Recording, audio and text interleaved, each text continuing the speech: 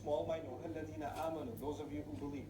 When the Prophet ﷺ moves to Medina, a new community is formed, and now they're not, even though they're in a time of war, a year and a half, we were going to end up in the Battle of Badr. You know, the first major battle of Islam. So a lot of previous poetry. Those of you that don't appreciate poetry,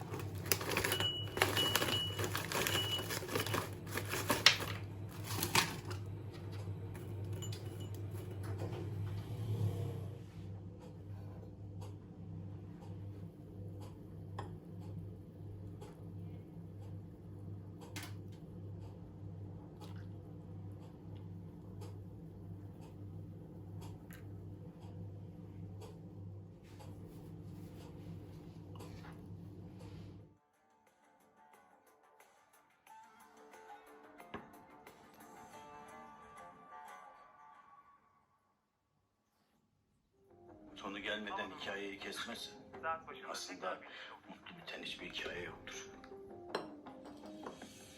Evet kızanlar, kahvaltımız Fransız savcımızın kahvaltısıdır. O ısmarladı. İdareye özellikle yazmış. Ziyade olsun savcım.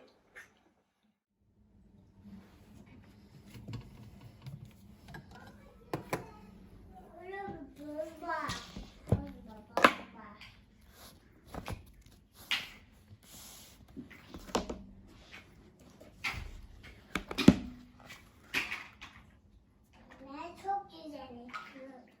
Kocaman. Sarı